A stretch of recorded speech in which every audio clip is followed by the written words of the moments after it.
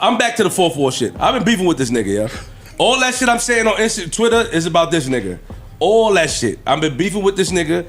I text him and Ian in the group chat. This nigga been playing with me all your side, but I want to show him that I'm able to come here and work. It's not about Freeze. I know y'all saying it had nothing to do with Freeze. I wasn't even thinking about Freeze. It's this nigga right here. He know, but I'm respecting it because I came here to work. I want to work. I just want to get straight to the point. Let's get to it because that's what he expects.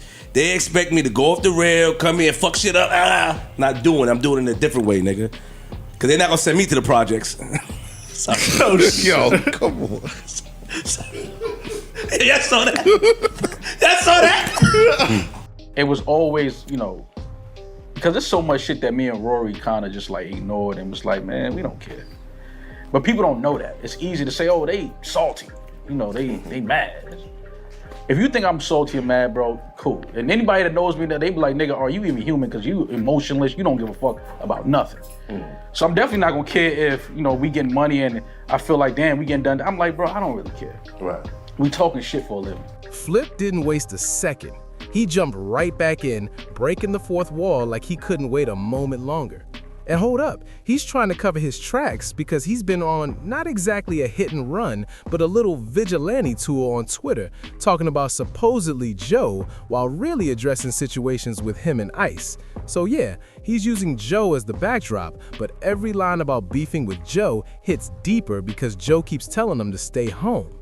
I don't need you for this episode. You're not fired, not suspended, but you can't just show up like before. I'm pivoting, I'm taking a different direction. That's basically the vibe. And when Joe dropped that on his new show, what's it called, JBP Rewind, about planting his foot and going hard left, all I could think was Flip, because Joe knows the energy Flip used to bring to the pod. And now I'm starting to see why everyone's been talking about Flip's energy. Anyway, Flip started speaking on the tension between him, Ian, and Joe, and then bam, he shoots a shot out of nowhere. He said he's gonna play his role up top because he's not trying to get sent to the goal. He's not trying to go back to the Jets. Wait, what? And I hadn't been following the trending stuff, so I jumped on Twitter, checked my YouTube feed, and of course, Patreon comments were blowing up. This is about Melissa. This is about Melissa. I'm like, all right, let me see what she's up to on Instagram. So I check, and I see her shoveling snow. And okay, for someone like me looking at it quickly, you might think it's a project setting, but I wasn't buying it because he's talking about an Infinity truck. And I'm like, nah, that's a Genesis. Those aren't cheap. I actually like Genesis. They're really coming up. So I scroll a bit more and see her doing some kind of dance walk video. I don't even know what to call it. And I think, okay, I guess this could be perceived as a project vibe. And just a side note, Melissa, I haven't really heard much from her lately unless it's clips about the Joe Budden podcast and how she was treated. I haven't seen or heard anything about her own show now that the award season for podcasters is over. I've glanced at the YouTube views, but honestly, we don't really talk about Melissa, so I haven't been paying much attention. But then I started seeing a few other comments saying, damn, did y'all catch Rory and Math Hoffa? Huh? Oh no, I hadn't seen it yet, so of course I hopped right over there. Sure enough, they're finally addressing the situation, and trust me, a lot got said in that interview. And y'all already know what I'm thinking, but for the full breakdown, catch me on Patreon, because my thoughts go way deeper. That said, I'll hit the main points here. Ma was talking about needing a conversation with Joe before coming back to do any content with him. Huh? But the connection with Math Hoffa hit me as I watched the whole thing. Oh, check this. If you look at this barbershop setup, it's a definite downgrade from where he used to be. And if you notice the cameraman and how shaky the footage is, people in the comments said it reminded them of The Office meets Blair Witch Project. Oh, that makes sense. And if you remember, Flip, Math Hoffa, and Joe were supposed to do a triumphant reunion. It was gonna be Potter House. So yeah, the connection is clear. Either way, Flip came out swinging, and everyone's acknowledging the joke he made. Everybody's talking about the Jays. He doesn't want to go back to the Jacks. Flip's not going back to the Jacks, guys. Let's just get that out there. But at the same time, we can't ignore the lingering tension between him, Joe, and Ian.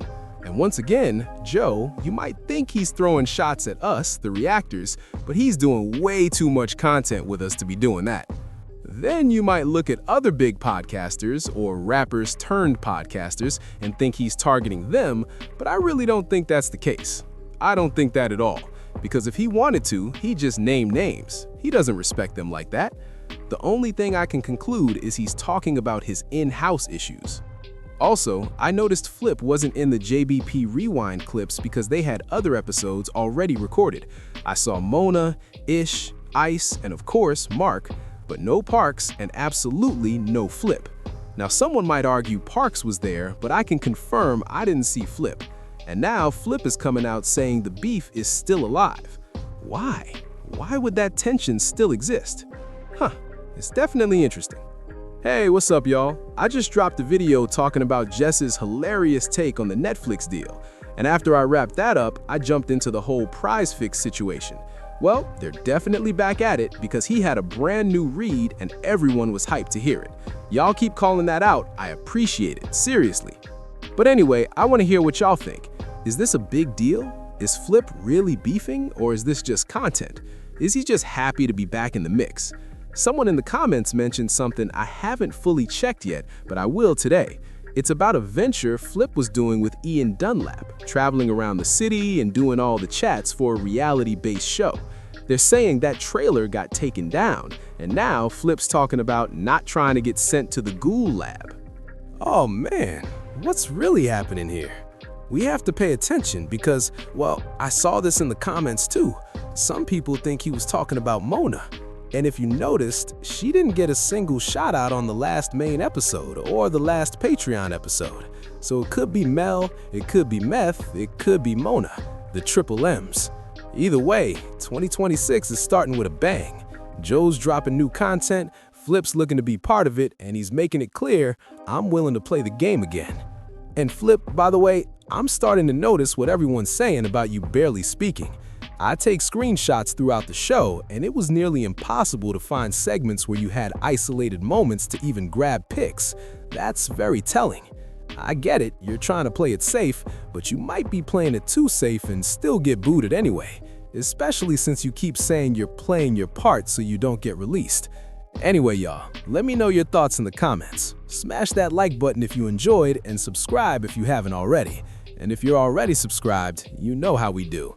You already know I'm gonna say it.